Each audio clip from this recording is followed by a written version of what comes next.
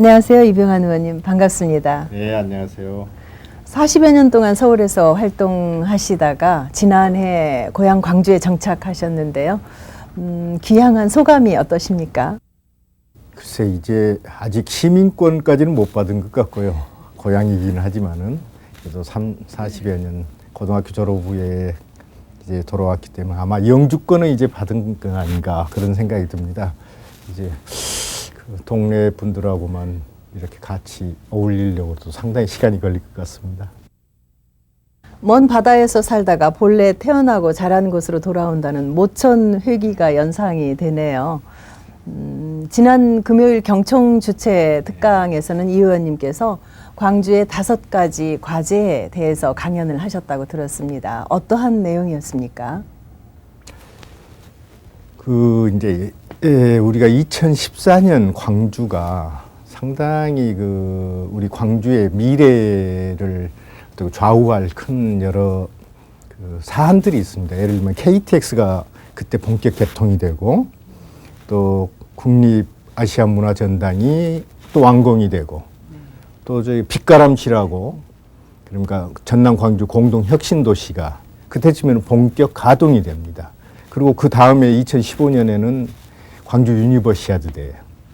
그래서 이런 2014년 전후로 몰려있는 이런 상황들을 지금부터 같이 준비하고 기획해야지 거기에 따르는 이제 미래를 새롭게 개척할 수 있지 않느냐 하는 뜻에서 말씀을 드렸고요. 그런 과정에서 제가 이제 광주를 향락도시로 만들자 그랬어요. 지금 뭐 향락하면 무슨 퇴폐산업, 뭐 룸사롱 뭐 이런 이야기들이 나오는데 그게 아니고 본래 그 뜻대로 낙을 즐기는 그래서 이제 열심히 일하고 그 근면의 대가로 이제 유안을 얻고 또 즐거움을 얻는 또 편안함을 얻는 이게 이제 결국은 향락인데 대규모 정말 그 문화의 난장을 한번 2년 우리 광주 비엔날레를 2년마다 하지 않습니까? 그 가을 전후에 그렇게 정말 전국적인 문화 난장이 될 수 있는 그런 기획을 지금부터 준비하면 어떨까 하는 뜻에서 그렇게 한번 제안을 드렸던 겁니다. 네, 그러니까 우리 광주가 문화로 먹고 살기 위해서는 명실상부한 문화 창조 도시가 되어야 된다는 그런 말씀이시군요. 네, 그렇습니다. 지난 6월에 치러진 지방선거에서 이 의원님께서는 국민참여당 소속으로 서구의회 의원으로 출마해서 당선이 되셨는데요. 7개월여 동안 구의회 의원으로 활동하시면서 어떠한 점들을 느끼셨습니까?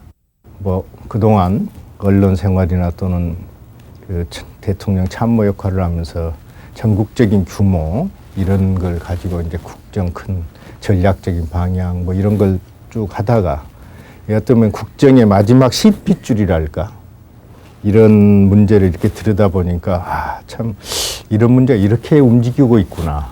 그러니까 정말 매일매일 새롭게 배웠달까요? 그런 면이 있고 또 한쪽으로는 거기서 파생된 여러 문제점에 대한 인식을 하면서 이런 제대로 알지 못하고 대통령은 참모로서 역할을 했었다는 게 좀 부끄럽기도 하고 그렇습니다. 그래서 요즘은 참 내시경으로 어떤 행정의 국정의 그 첨단을 마지막을 보는 그런 느낌을 많이 가지고 있습니다. 지난 정부 시절에 청와대 비서실장 등 주요 직책을 두루 맡으신 분으로서 기초의원에 출마한다는 소식은 우리 지역민들에게 아주 신선한 충격이었습니다. 또 한편에서는 그 진정성을 의심하는 분들도 좀 계셨고요. 몇 년 전부터 쭉 주변에 이야기를 했던 거고 제가 이제 국민참여당을 2009년에 창당하면서 창당 준비위원장을 맡았습니다. 그래서 2009년 10월에 창당 준비위원회 결성대회가 있었는데 거기서 제가 창당 준비위원장으로 뽑혔는데 제가 거기서 공식으로 선언한 겁니다. 그래서 2010년 지방선거에서는 내가 기초위원으로 출마를 해서 국민참여당이 참여정치에 새로운 길을 가는데 내가 그 첫 좀 선두가 되고자 한다. 창당 준비위원장으로서 그런 이야기를 했고 또 사실은 제가 하고 싶은 일인데 그걸 무슨 충격 또는 무슨 진정성 이런 데 찾는 것 자체가 저한테는 좀 과분한 일이고요. 네, 그렇습니다. 현재 이 의원님은 이병환의 폴리 아카데미라는 일종의 정치 특강을 계속하고 계시는데요. 어떠한 취지하에 폴리 아카데미를 시작하게 되셨습니까? 새로운 정당 문화를 좀 만들자. 그래서 제가 광주 온 뒤로 그러면 선거 때만 당원들이 필요하고 또 선거가 없으면은 아무 또 있는지 없는지 모르는 이런 일은 참 바람직하지 않다. 그래서 한 달에 한 번씩 우리 젊은 당원들 또는 당원들의 친구 한꺼번에 뭐 수십 명이든 뭐 이렇게 해서 그래서 제가 그동안 이제 언론인으로서 또는 그 국정에 참여했던 그런 경험을 같이 좀 공유하자. 그래서 공유하고 토론하자. 그래서 좀 하루라도 한 달에 하루라도 좀 그런 토론과 그 서로의 소통을 위해서 그 좀 그런 시간을 갖자는 뜻으로 시작을 한 겁니다. 그래서 제가 가졌던 경험 중에서 언론계의 경험이 있고 또 이제 그 대선 전략을 짜던 경험이 있고 또 청와대에서 한 국민의 정부 때부터 한 7년여 거기서 근무했던 이제 국정 경험 그걸 같이 이제 소통하는 그래서 당원들에게 그걸 같이 공유해서 토론도 해보자 그런 차원에서 시작한 겁니다. 현 정권이 벌써 4년 차에 접어들고 있습니다.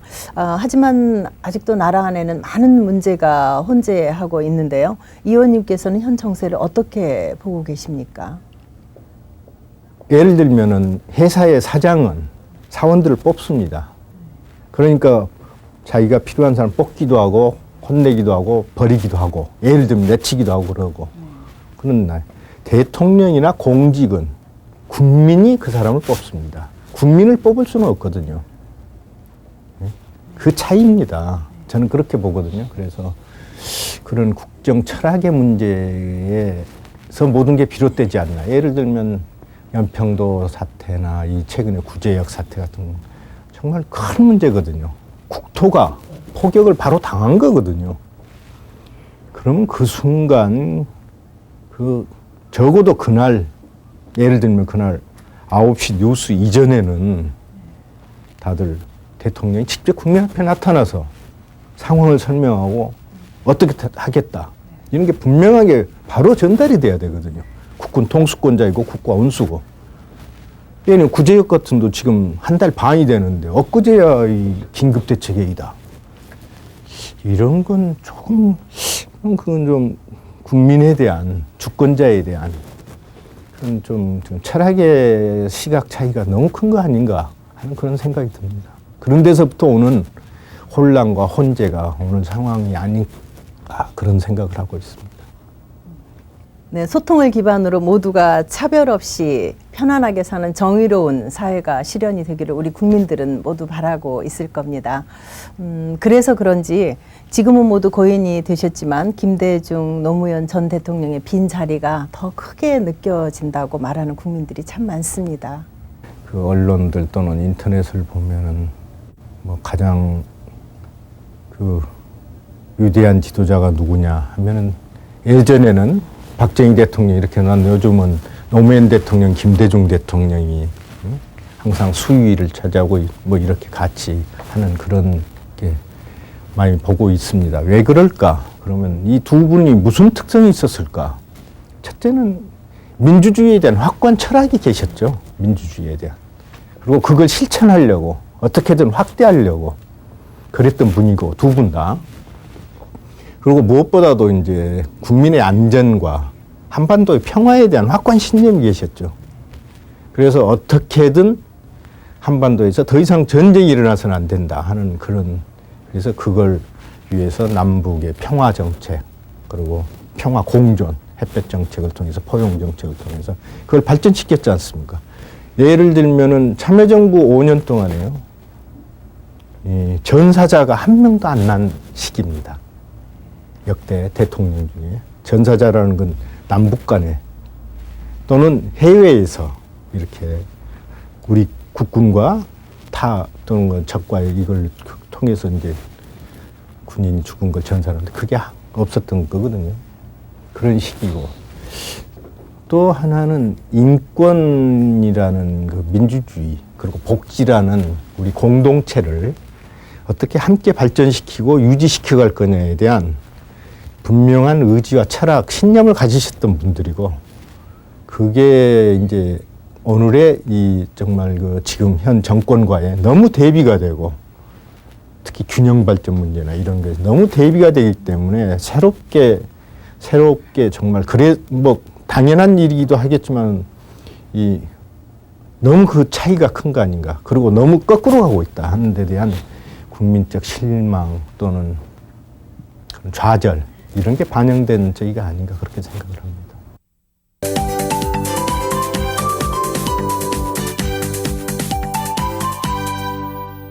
제가 지금 들고 있는 박정희의 나라, 김대중의 나라, 노무현의 나라 이 책을 이 의원님께서 쓰셨죠. 책을 통해서 하고 싶었던 얘기는 무엇이었습니까? 여기 나오신 세 분이 이제 다 고인이 되셨지 않습니까? 제가 썼던 게 이제 2009년 이제 9월 말쯤에 나왔습니다. 그래서 그 2009년 5월 23일 노무현 대통령이 서거하시고, 그리고 8월 18일 김대중 대통령이 서거하시고, 그런 뒤에 이제 그동안 썼던 걸 정리하는 과정인데, 우리 지금 헌정 60년이 돼 있는데, 해방 이후 60년 동안 대한민국 국민의 삶의 환경을 본질적으로 바꾼 사람이 누굴까? 어떤 지도자들이 있을까? 하는 부분에서 저는 박정희, 김대중, 노무현 이 세 분 지도자다 이렇게 생각을 하거든요. 박정희 대통령은 하여튼 우리 대한민국의 물적 기반을 다 바꿔놨어요. 물적 기반을. 그래서 이제 농경사회에서 산업화 사회로 바꿔놓은 거. 그리고 도시화, 이제 동서 간의 이제 어떤 그 발전 격차 이런 여러 가지 문제점이 있지만 하여튼 우리의 물적 기반을 다 바꿔놨다. 김대중 대통령은 그 현대 민주주의가 추구하는 보편적 가치들, 인권, 평화, 복지, 그리고 통일, 이 부분에 대한 끈질긴 자기 신념을 그걸 이제 구체화시켰고, 마침내 노벨 평화상까지 받으신 분입니다. 이건 우리 또 새로운 역사를 또 획을 하나 그어놓으신 분이거든요. 그리고 노무현 대통령은 저는 그렇게 평가를 합니다. 제가 모셨지만, 가까이서 모셨지만은, 가치의 문제를 가지고 우리 사회의 대통령이 된 분. 가치.